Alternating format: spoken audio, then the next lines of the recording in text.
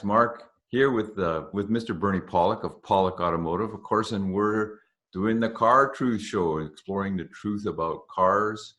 And of course, we're with Bernie Pollock of Pollock Automotive, 38 years repairing and maintaining cars in Vancouver, BC. And I'm just some schmuck who's interested in lots of things and doesn't mind looking like a goof.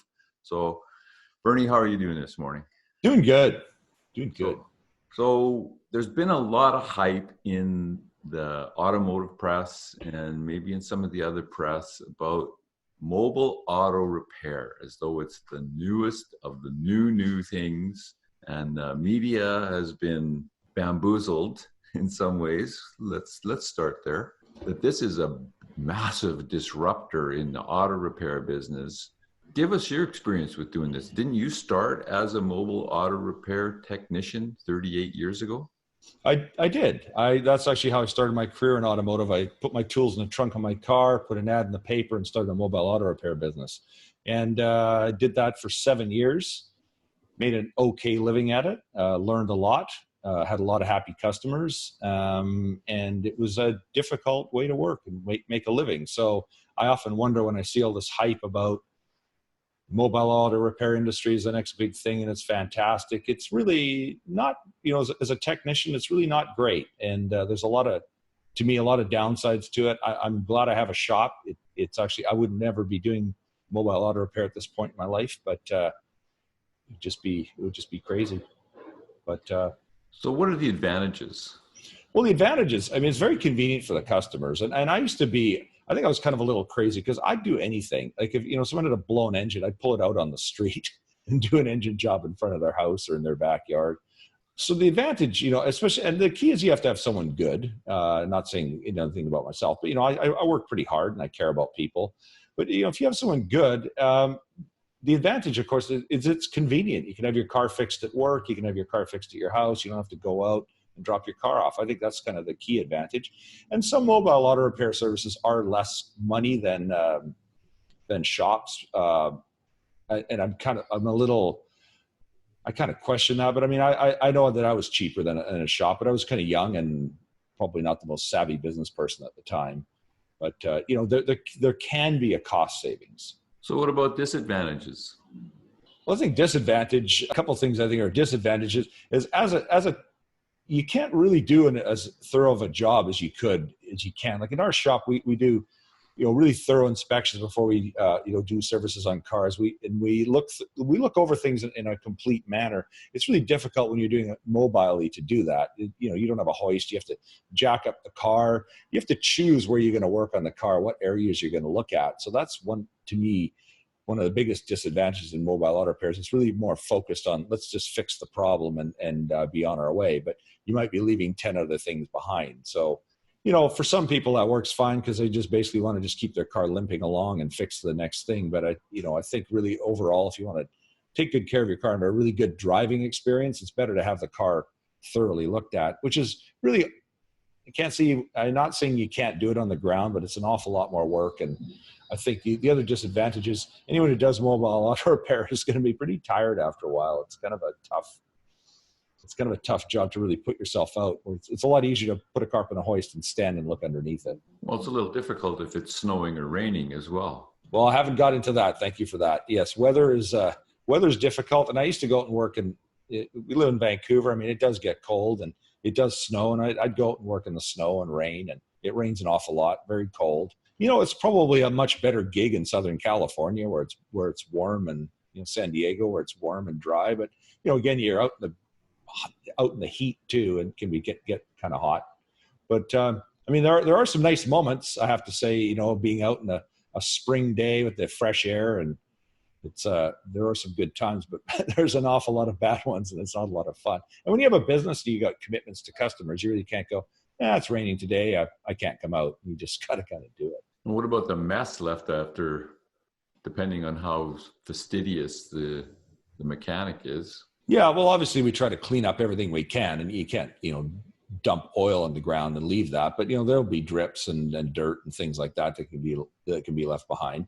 And the other disadvantage, and I think this is all actually for the model of the mobile auto repair business, and it was actually true when I used to do it. Most cities don't allow cars to be repaired we live in Vancouver, there's a bylaw that says you cannot repair a car on the street. I mean, I did it for years and nobody ever said anything. I never got a fine. But if you have a large enough enterprise, you could theoretically, the city could say, hey, you know what, you work in your car on the street, you're going to get a fine. The only thing you can do is fix your car in an emergency and get it off the road. So, which is probably basically a flat tire and then tow it away type of thing. But, and a lot of condos and townhouses, don't allow repairs to be done on premises too, because of the mess. So, and there's a risk, the car could catch on fire while it's being worked on. So, those are in play in a lot of places too. Again, when I did my business, it was a long time ago, that I never ran into any problems, but there's, that's an issue and concern. And this world is getting way more finicky about stuff than it used to be 30 years ago. Well, what about cars? The cars have changed a little bit, just a touch in 38 years. Well, absolutely. When I started, I actually put my tools in the trunk of a car and started, and then I got a van and got a little more sophisticated. But I was actually able to do pretty much everything, because back then cars, you could tune them up. There was really not a lot of electronics. Any electrical testing equipment was pretty basic.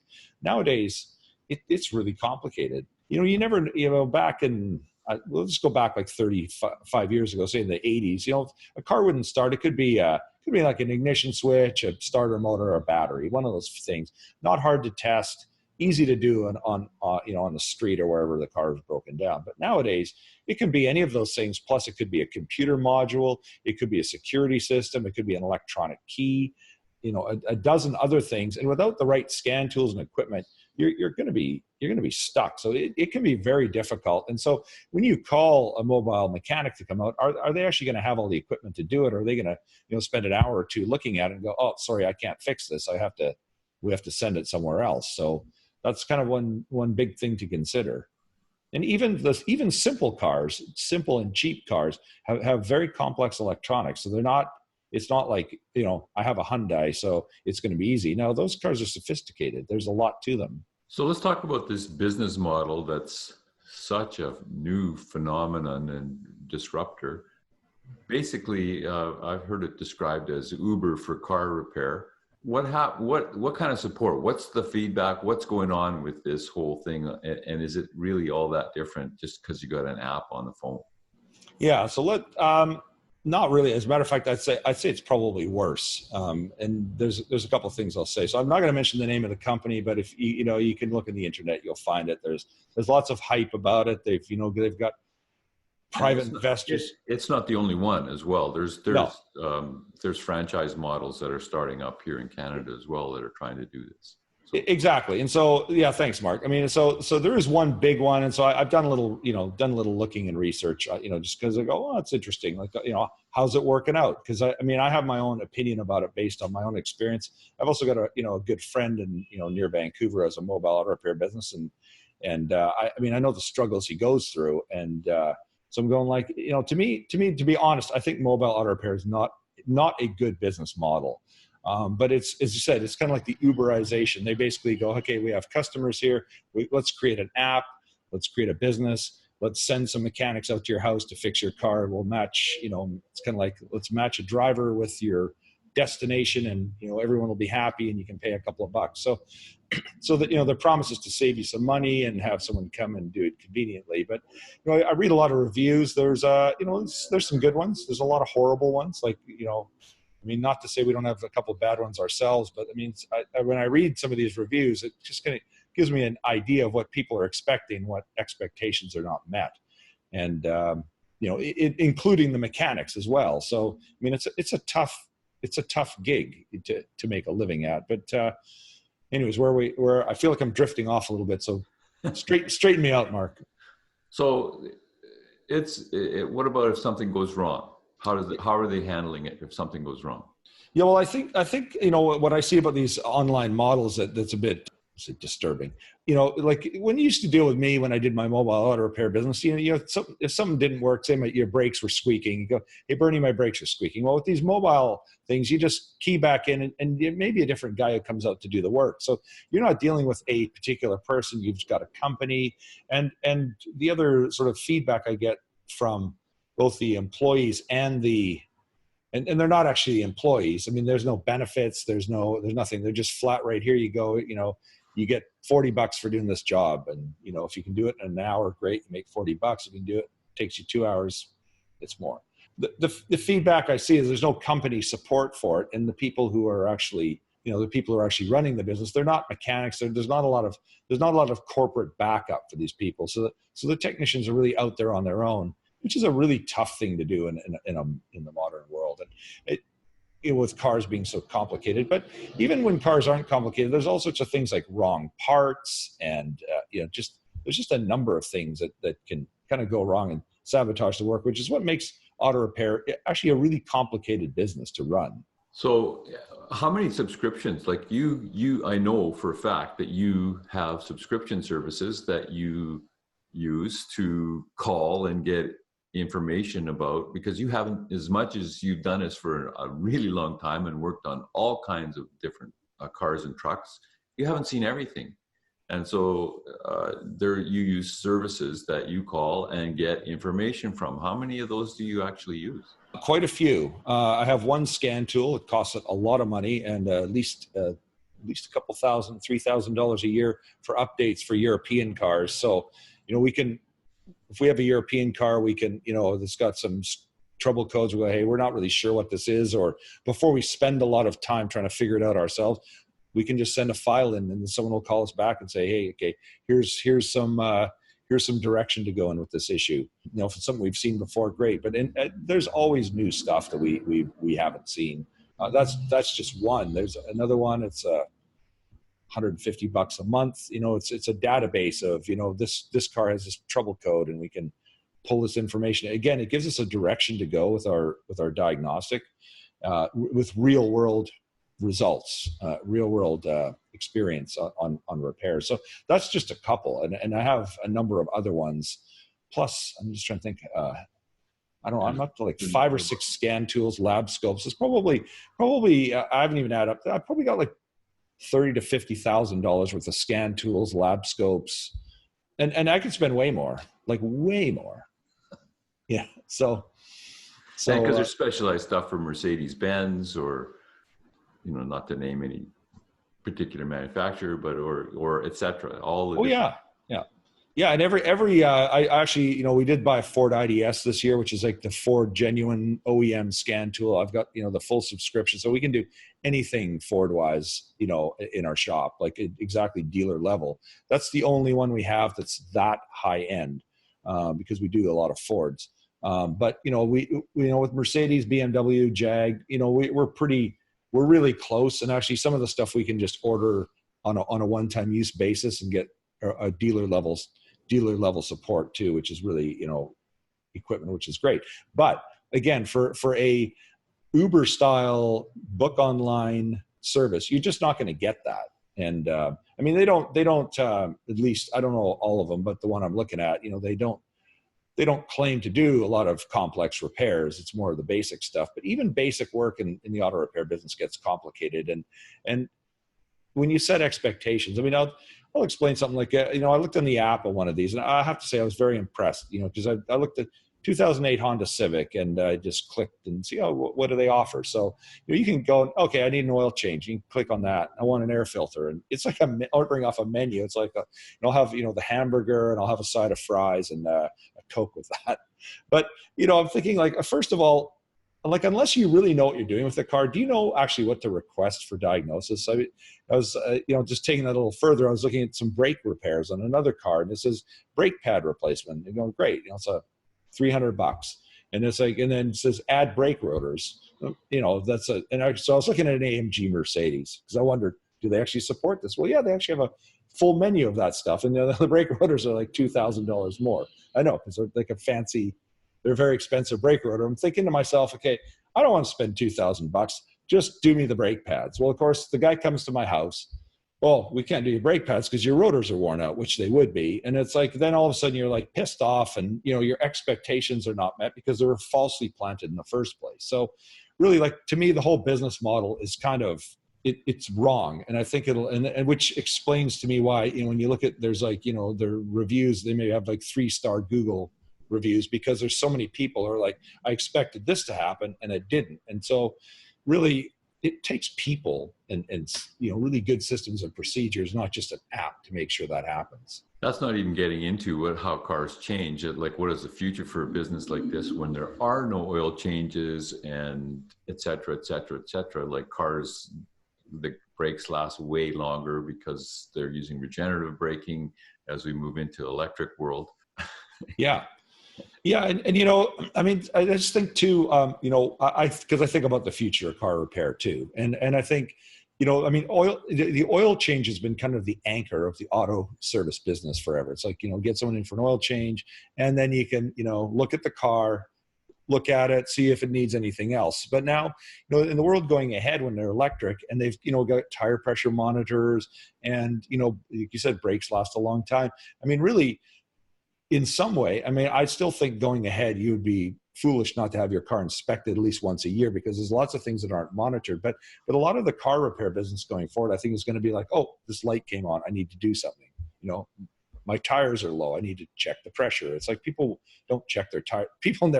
Half the people never checked their tires in the past when they didn't have tire monitoring. But now you can actually get away with it and still be safe. But, going forward, there'll be things like, oh, that light's on and my engine's not quite performing or my electric motor's not, something's going on. So then you'll take it in, or I don't know, maybe someone mobile will come.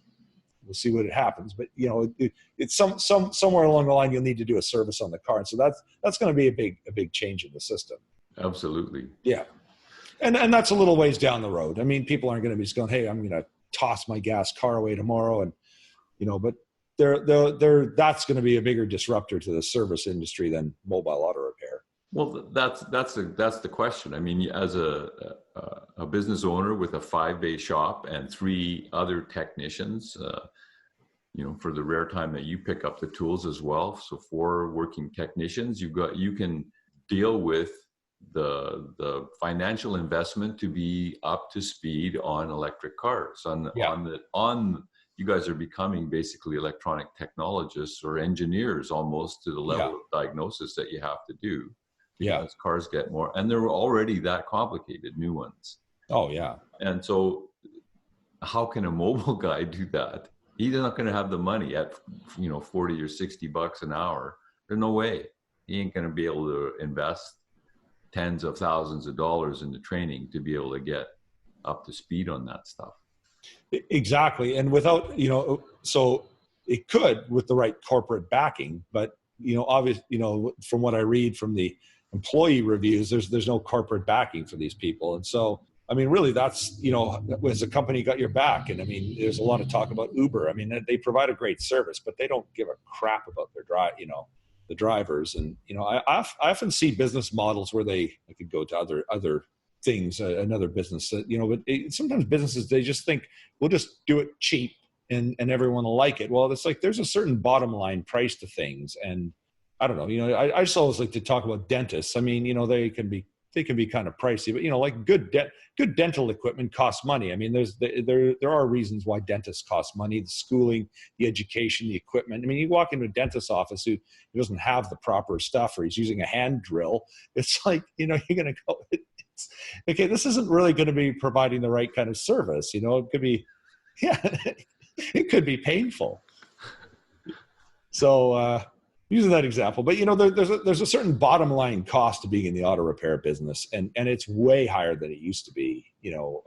As I said, there's no way I could get in and do my mobile auto repair business like I used to. And I appreciate having a team of people around me. We had a Volvo this week, and it had the most horrific noise when you drive in the car.